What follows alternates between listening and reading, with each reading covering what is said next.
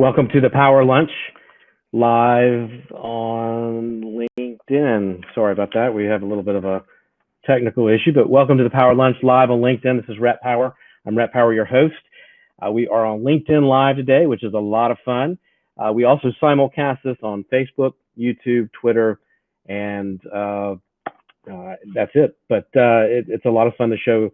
The point of the show is to have today's thought leaders, best-selling authors, corporate leaders, professors, people who are doing amazing work in the world that we can learn from and that can make us better at what we do. Now, the fun part of the show is that it's interactive. So the way for that to happen is for you to ask questions. If you ask questions, we can get to those questions and you can learn what you want to learn. So please do interact with us here on LinkedIn and on the other platforms so that we can get to those questions. Now, if you like the program, give it a like or share so that your network can benefit from these, from our guests. Now, you can follow the program on the hashtag on LinkedIn, powerlunch.live, or the hashtag LinkedIn Live. You should be able to find the program very easy and share that with your network when you do. Now, I've got Leah Weiss, Dr. Leah Weiss today. She's a speaker, writer, and consultant. She specializes in the application of purpose and compassion in the workplace. She teaches at the Stanford Graduate School of Business. And we're going to talk today about her first book, How We Work, which came out last year. Dr. Weiss, thank you for being on the program. Thanks for having me. Good morning, or good afternoon for many of you. 9 a.m. Right. On the West Coast, it's kind of a breakfast program, or at 9 o'clock when you get into work program, you can blow off that first hour of work. I didn't say that, did I? I did, didn't I? Not So how we work, you talk about, and I thought it was fascinating, the boys soccer team in Thailand that got stuck in that cave. And I know you talk a lot about meditation and things, and I thought that was interesting how the soccer coach, the team's coach, used meditation to keep the soccer team, the kids calm through that ordeal. What was it about that story that got your attention? Well, it was interesting.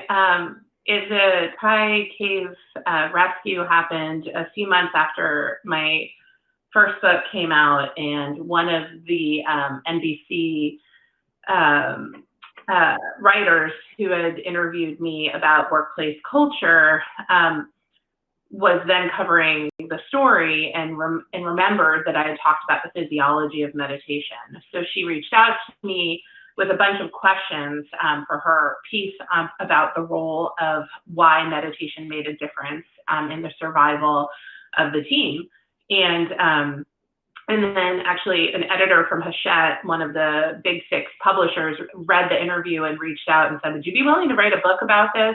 The only caveat is we need you to get it done in 2 months.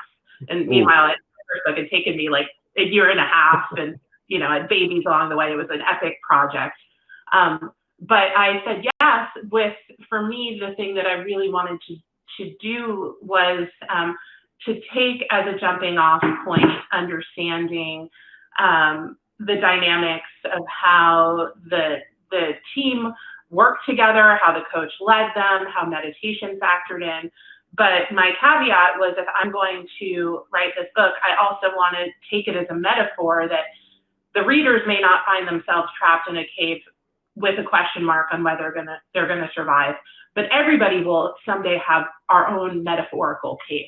You will one day get the diagnosis, have the accent, and so on. And I'm not saying this to be alarmist, but this is a very kind of traditional Buddhist psychology approach to why we would invest in training our mental and emotional capacities when things are going well, so that we can harness them and be more resilient when they're not. So that's really what the book is about. And I look at some of the traditional Buddhist psychology intersecting with current research in health psychology to pull out the tools that we can use and that were used in those really perilous times in the cave. So yeah. No, I really like that idea that at some point we're all going to be in our own. We are going to be in our own cave. We're all going to have suffer some sort of loss, some sort of trauma, some sort of pain, and having tools to be able to deal with that and being able to be calm about it, because it doesn't help us physically or mentally to get bent out of shape and upset and anxious and all those other things. So having some tools to calm ourselves, even with the little daily stuff, right? Because when that driver cuts you off, or that, that happens every day. Somebody does something every day that's going to get under your skin. Yeah, absolutely. And I think then the bridge for me is often the place that this breaks down for many people over the years of teaching content in the space of compassion and mindfulness, is people get concerned about, how can I bring this into the workplace?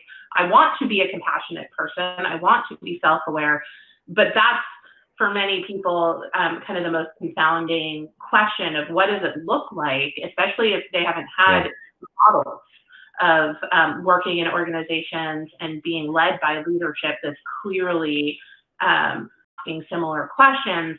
But the first book, How We Work, is more about literally taking the path and the challenges and the frustrations and the anxieties and the boredoms of the workplace and turning those into our mental resilience training ground.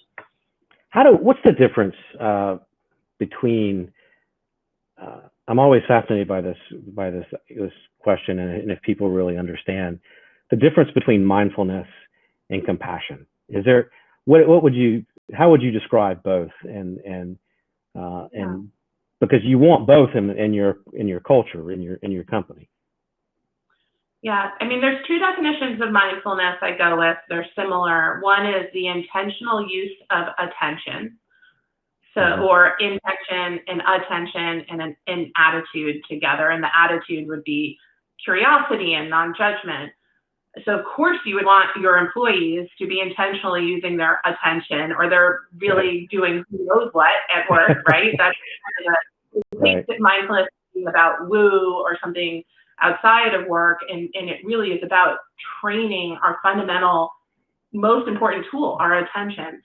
And then compassion is recognition of suffering and a willingness to engage with it, to try to alleviate it. And this could be other people's suffering. It could also be self-compassion, is under the umbrella of compassion as well. How we are responding to our own self-criticism is massive, not just for our own experience of work, but there's nothing more frustrating than a leader who is hyper self-critical, has unrealistic expectations of themselves and everyone around them. They just drive everyone crazy. So the self-compassion piece actually becomes an important resource for leaders. And I find the term is a little bit off-putting, and it was for me at first as well. But once you start looking at the relationship between how we engage with ourselves, and often mindfulness then makes us more aware of the challenges we're having in our relationship to ourselves and others. And so it's a pretty natural progression that people start out training in mindfulness, and then their next questions become, how can I improve relationships with myself and others?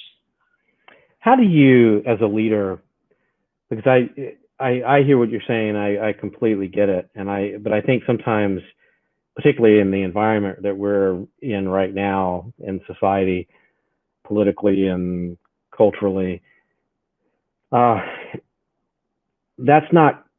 aren't the traits that people normally consider as leadership, right? I mean, I think, you hear, oh, you got to be tough, and you've got to be, all these other things that I'm not sure, I know that I don't agree with. But how do you incorporate compassion and mindfulness as a leader and not be taken advantage of or perceived to be weak, I guess?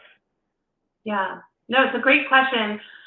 So I think the crux of the matter is that an ability to know what is making us tick in any given moment is critical, because if we're not self-aware, then our emotions are showing up in our communication and our ability to focus and prioritize. So I think this kind of self-awareness piece is a non-negotiable for a leader. And even the most kind of ruthless leaders, the CEOs who are kind of infamous at this point for being bizarre and not creating good cultures, to a person are obsessive about self-awareness and maximizing productivity and understanding how to like be the most engaged every minute of every day. So I think I mean, whether a person wants to meditate or not, and that's interesting to you is a different question, but the capacity for mindfulness, self-awareness, emotion regulation, focus, I think is a non-negotiable.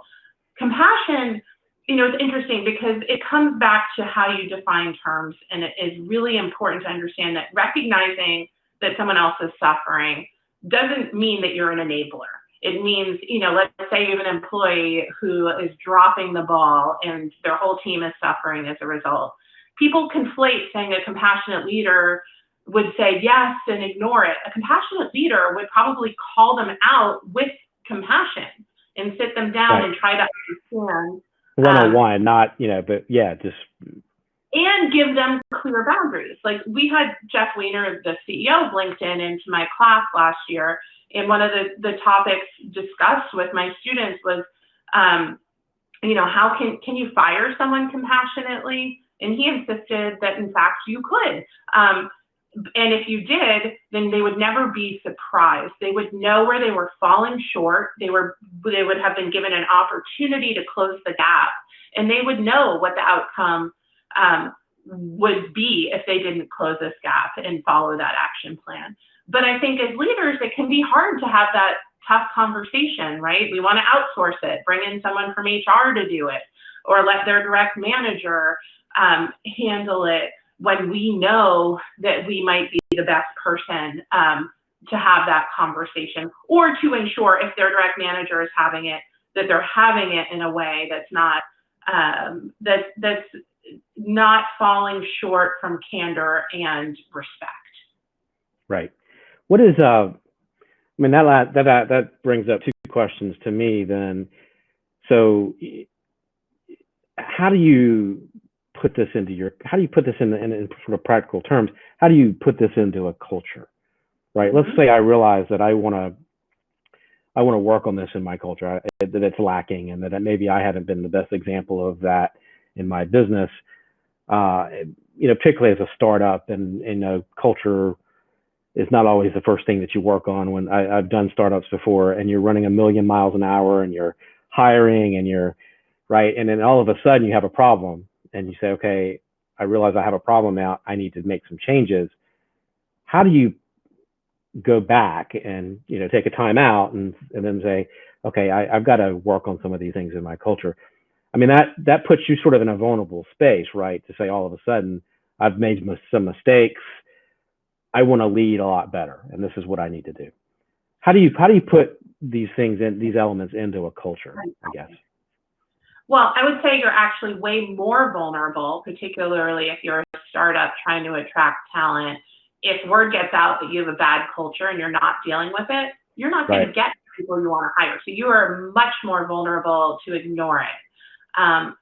People respect and expect at this point. I mean, industries vary in how they handle this, but I've worked across sectors. You name the sector, and I think what we understand about bringing more compassion is you have to work on all three levels. You need to work the individuals, including the leadership, needs to model compassion and candor and respectfulness. And when there's employees or natural disasters or things happening in the world, what the leader does, if you look at compassion research, is massively impactful for the whole culture. Whether the leader ignores it or names it, is supportive of people impacted, or just tangentially impacted. So there's an individual level. Then there's the team department level policies. How are you running your business? And are you incentivizing people to be good to one another and collaborate, or are you actually incentivizing a culture of blame and throwing one another under the bus? And the problem is, if you're not incentivizing for collaboration and mutual respect, again, that's at your own peril, because your teams won't support one another's ideas. And in fact, there's billions of dollars wasted in bringing in outside consultants each year in this country because people just can't get on board with someone they don't like's idea. They would rather battle it and pay to bring in an outsider. So if you can create a culture in teams and departments that put a mission or the purpose ahead of kind of individual politics, and now it's harder than ever. I mean, if you look at the data, we're at an all-time high for microaggressions, workplace rudeness, bullying, even violence. So it's not easy, but it means now more than ever, again, you, as leaders, it's great to be paying attention to this. And then at the highest level for the culture, how are you setting policies? Are you legalistic in terms of responding to people when they're sick or have crises? And there's a lot of research looking at the question of, if you are more generous, what happens? And if you are more stingy, what happens to your culture? And it turns out not only is the person you're stingy with more likely to be disengaged and ultimately leave, but everybody witnessing your response to them, their loyalty, it goes down. If we watch someone in our team who's been there putting blood, sweat, and tears in, and then they're treated terribly when their relative is sick, then, or lose someone, or they're sick, then everybody knows exactly what to expect. So you as a leader, you might say, I'm saving a little bit of money, I can't scale a generous response. Well, think about the cost of engagement and retention, and you might rethink your approach. And so that's a lot of the conversations that I have with leadership that I work with. And then I'd say the last piece of this is where things break down is in the middle, in the managers, right? Because you can have leadership totally invested, and you can have people wanting this work, but the managers are crunched. So what are you doing to support them and understand where they are feeling like they can't do this? And the smart companies are really trying to understand the manager experience. What is you brought something up that I hadn't heard before, some research or something about microaggression and rudeness and microaggression. Talk about that a little bit, because that's actually fascinating. And what, as a manager, how do we look out for that, and how do we fix it? Yeah, well, I think a piece of this fits in with unconscious bias, right? We're more likely to have microaggressions and rudeness towards people. What is a microaggression? What is that? Microaggression is a small, almost, you can't quite prove it. It's that little comment. Often it's a joke. It's an observation that puts someone down. So it's aggressive, but in such a small way that you can't, the person would then struggle if they didn't have communication skills to point it out. And these are the kinds of things, if you're in a team and you see, and it can even be interruptions, habits of interrupting the same team member, or not acknowledging their idea and someone else re-saying dismissive, turn into microaggression. Yeah. So the leader or a participant who wants to become a leader, when you call that stuff out, when Sam says an idea that Janine just expressed 5 minutes ago, if you in that room said, that's right, Sam, like Janine was just saying, you're calling something important out, and then Janine trusts you and everybody else observing, because people pick up on this stuff unconsciously and then consciously, especially when it's repetitive. So someone who's in a leadership role, there's no hope of creating psychological safety if you can't see this. And this is where psychological safety and compassion go hand in hand, and mindfulness. You need to be aware of what's happening, subtext, body language, these small kind of, but consistent chipping away at one another that can degrade the quality of a team's work over time and their quality of life and health. What is, so it seems to me some of that comes down to hiring, right? How do you, in your hiring process, because it seems to me one of the qualities what we're talking about really is, it starts with emotional intelligence. Mm-hmm. And How do you measure that? yeah, how do you hire with and try to figure out if somebody is, yes, they have all the right skills. You've figured that part of it out. You've got two people that you've narrowed it down to. What's that next step to find out? Okay, are they going to be are they going to fit in here, and are they going to help us build a culture that we want?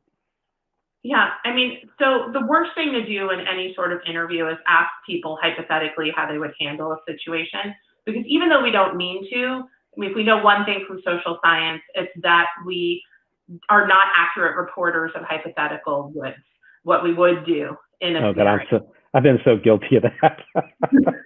Okay. And we want to say we would be the best possible person, right? But there's so much complexity that plays into including our environment. So if you are vetting people for a team, the thing you want to do is give them an actual problem to solve. So don't say, things like, show me how emotionally intelligent you are. You want to give them a scenario, like a case that they have to think through. And if you're trying to understand whether they see people as valuable, give them a scenario where they have to choose between maximizing financial efficiency and maximizing a human connection with a colleague, let's say.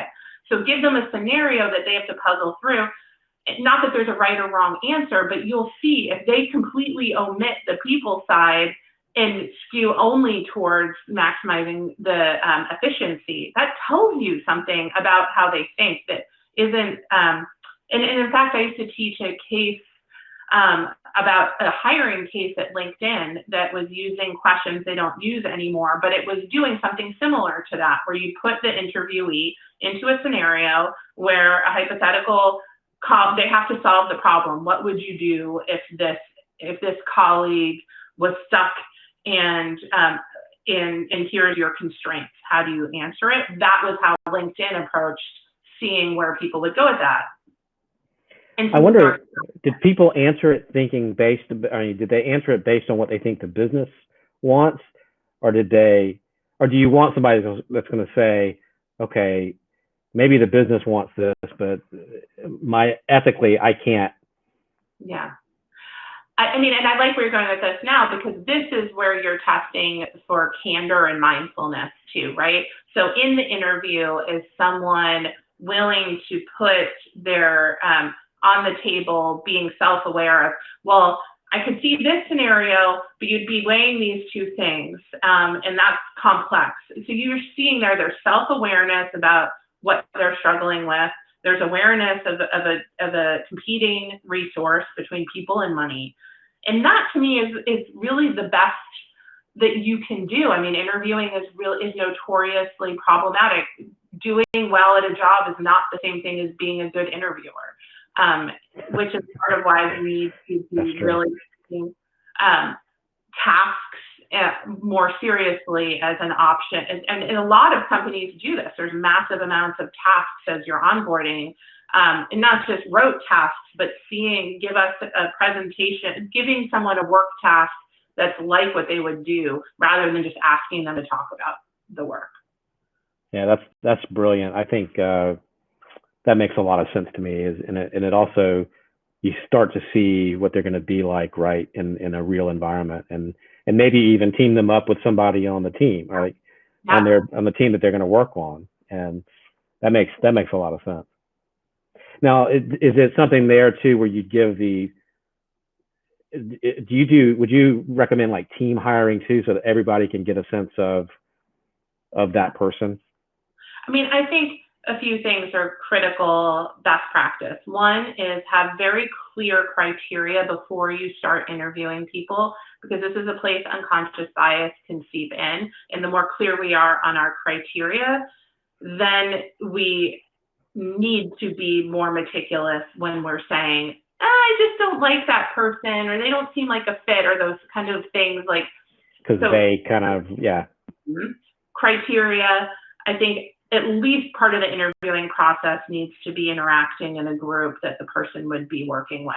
And often companies handle this by doing rounds and rounds of interviews, where there's, the first round is kind of vetting and making sure they are who they say they are, and have some basic thing. But after round 2 and 3, or depending on how important the hire is, you would want to put them in the room with different combinations of people and see how they do. But having these clear criteria becomes important too, so you don't just reinforce a biased preference in a culture for gender, race, whatnot. So the criteria becomes important with these group interviews as well. So you, I want to switch gears a little bit and talk about burnout. You've been doing a lot of research recently on burnout, and I want you to talk about that a little bit, because I think that's another topic that I know, and I think you've written for Inc. And anytime I write an article about burnout for Inc. or Forbes, it gets a ton of response. And I think it's a topic that a lot of people are thinking about and trying to figure out how to avoid and how to get through if you do have it. Talk about that a little bit, because I think that's really, really important. Sure. Yeah, and burnout has really been the focus of the last 6 to 12 months. I've been doing it indirectly for years, because when people bring me in to teach these other skills around purpose and compassion for teams, often it's in response to either people who are burning out, problem culture, or trying to be a really positive culture. So, and as I'm sure many of the viewers are aware, the World Health Organization declared burnout a diagnosis in the spring, and we're in a new kind of era with this, where we understand the health implications are massive. It's it creates cardiovascular problems. It rearranges our cognitive resources. It puts us in lizard brain mode. Our amygdalas become literally enlarged. Which means that we have less ability to access our rational, critical thinking, language skills, and whatnot. It's a real health problem, but the other issue with it is the approach that many companies take to this is throwing money at wellness. Vague wellness programs will not cure burnout. If someone is burned out, it is not just an individual. They're the canary in the coal mine, pointing out toxicity in the environment. So you need to engage with the kinds of things we were talking about earlier with culture and team, and really understanding the Dr. Masloch, who's professor emeritus at UCSF, who's one of the first people to do research in this for a really long time now. And the metaphor she uses is it's like blaming a cucumber for becoming a pickle instead of asking about the impact of the vinegar barrel. And that's how most companies are still, the person who burns out and goes on disability, they're kind of perceived to be couldn't hack it. But I think what's happening is more and more people are having that happen, and it's costing the company so much. So it's billions of dollars. It costs as much as cancer each year. It's massive for productivity. 40% of sick days are related to stress levels, not sickness. So we lose massive amounts of productivity and bottom line. So that's why this is something that I've been working on, developing diagnostics. We have kind of a more quiz kind of approach on our website, Skylight, that we can put in the links afterwards, where you test yourself and based on your personality profile, find out what type of burnout are you most susceptible to. Because we're not all. So there are different types. So we've gotten to the point where we can name different types. There's different types of personalities. There's demographic factors that play in, and there's different paths to burnout, and physiological expression can be unique, although there's absolutely consistent patterns as well. So that's part of the trainings we're doing with managers to help them identify, not just for themselves, but for the team, like the first aid responder. Any organization of a certain size has to have a defibrillator. I can never say that word properly, and have somebody who can do CPR. Similarly, do you have someone on your team who can catch, because you don't want to wait until someone's out for 6 months. You want to be able to have the supportive resourcing of someone. It's better to give them a week off than lose them for 6 months if they're in a key role. So it's better to not lose them for a week, better to give them a pattern of work that is sustainable, or as we put it, keep them at 80% of the time. So when you need them at 120, they can do it, instead of making the mistake so many companies do, which are just keep people at 120 until they burn out and plug new people in. That's an expensive strategy. Right. What is, I mean, that's interesting, because I wonder how we, and you said that, wellness programs aren't the answer or the complete answer. What do we do? Right now, as we sit here, if I know I've got some people on my team that are checked out for, have been checked out for a little while, or who are struggling, what do I do? Well, that's part of where a true training can come in, because often there's difficult conversations that need to be had, and often that people don't have time for, but that to understand, to have people live in a culture where they can say, I need help, I'm not doing well, I'm not sleeping, I'm not, finding out when people are starting to struggle. If you're the kind of manager that someone can come to, then you can support them with the resourcing that they need. And you can understand if your distribution of workload or unrealistic deadlines is impacting everyone around you and sending them off of a cliff of burnout, then you need to re-educate yourself about how you're doing your job. And you may need to manage up if this is something that you're not setting and you're just implementing. So when we work with companies, it also needs to include conversations between the managers and the leadership, because often the leadership are unaware of what's happening when the managers are getting crunched and the teams are getting crunched. So it behooves managers to be proactive, because it's not going to reflect well on you if you consistently have people on your team burning out, right? It's a bad sign about your leadership, and maybe you just haven't been trained how to handle the myriad of factors that lead into this, but they're all learnable. None of this is rocket science. It just takes learning what to do and practicing and implementing it. And then changes can be seen. They are seen. I wonder, sometimes I wonder, I'm probably gonna get myself in trouble by talking about this, but I wonder, because, people have different capacity, right? Mm-hmm. And are you in danger as a manager of getting yourself, or alienating your team, or making the rest of your team upset because you've got somebody a break that can't handle the same amount of work or the same amount of stress, how do you deal with it in a team dynamic where somebody gets stressed out more easily than others, and Right. they get a break? Yeah.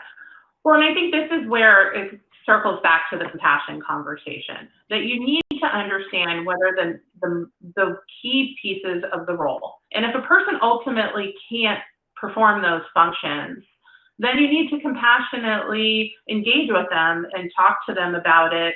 And frankly, when people start going into burnout mode and spinning and working longer and longer, they're not working better, right? And they become a bit of a drag on the people around them.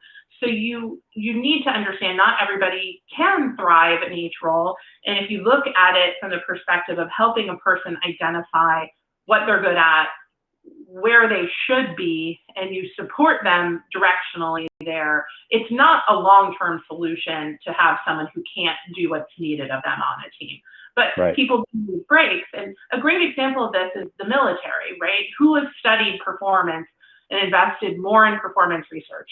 And their strategy is they have pre-deployment, deployment, and post-deployment. And pre and post-deployment are critical for maximizing the deployment. But the private sector, we just want to have everybody in deployment mode all the time. That's not sustainable. So that, right. I think, these are two separate issues. Can a person live within a role and a sustainable cycle of work? Maybe yes, maybe no. But if the manager isn't creating a setup that's possible for anybody, including themselves, then that's very costly for the organization. No, absolutely. You know, if that person's manager doesn't see what's going on, if the manager doesn't, then that's on them too, I guess. I mean, to me, Hmm. you've got to be Yeah. aware enough of what's going on in your team and your dynamics to be able to Yeah. catch that. Well, and you know this well, the problem that people get moved up in an organization into managing because they were good at Oh doing, yeah, not all the because they were time. good at other people. Um, so we need to then uh, invest in someone who's becoming a manager. And many companies do this, but you know how they're doing it is up for grabs. And some companies just don't do it. And so somebody who was great at being an engineer is now managing other engineers, but those are two different skill sets. Right, right. And you'll often talk to people and say, I only did it because of the pay raise. I don't really like managing people. In fact, you know, I kind of like doing my engineering stuff. This other responsibility, I give it as little attention as I possibly can. Yeah. Or they just don't know what they're doing because they've never been taught, and they, like you said, they just got thrusted into this position, and then they get left alone, right? Because they were good, so why aren't they good at this? And that's sort of the mentality. But I'm seeing, and I'm betting you're seeing as well, more companies doing internal leadership management academies and Yeah. kind of growing out the learning and development skill sets. I mean, it's not everywhere by any stretch, but a lot of organizations are doing this. And guess what? When talented, you know, MBAs are leaving, or talented people in any sector, they want to go to a company that's investing in them in that way. So it's good strategically, and I think helps with the war for talent. But it requires leadership to be willing to invest the time. Yeah, that's very true. So you have a new book coming out. That's going to come out in 2020, or I'm working on it now. I think it'll be 2021 early is the plan. So I'm in writing mode this winter. what's the topic? Burnout. Burnout. It is going to be on burnout. Okay, wonderful. And so where can they, if you wanted to get How We Work, I guess you can get it everywhere books are sold, I'm guessing. Yeah, How We Work anywhere. The book about the Thai cave rescue, Bhavana, is there. They did a European release first, so you have to get that through Amazon. But How We Work is anywhere. And my website, Leah Weiss, Ph.D. I have resources and a newsletter. And then my other website, Skylight, is SKYLITE, is the company we're doing the burnout work in. So if that's of interest, you can also find the quiz I was talking about. What kind of burner are you, is what my co-founder titled it, which I love. Find out what your activities are. Can you, when the interview is finished, can you put that on LinkedIn on the site so people can find it? A link for it? Yeah, we'll get that up. Yeah, that's perfect, because I want people to be able to find it really easily. I want to thank Brian Schulman for tuning in and Voice Your Vibe. He's got a great show on LinkedIn Live. Thank you, Brian, for joining us. I know you're in Australia right now, over there. Anyway, thank you so much, Leah, for being on the program.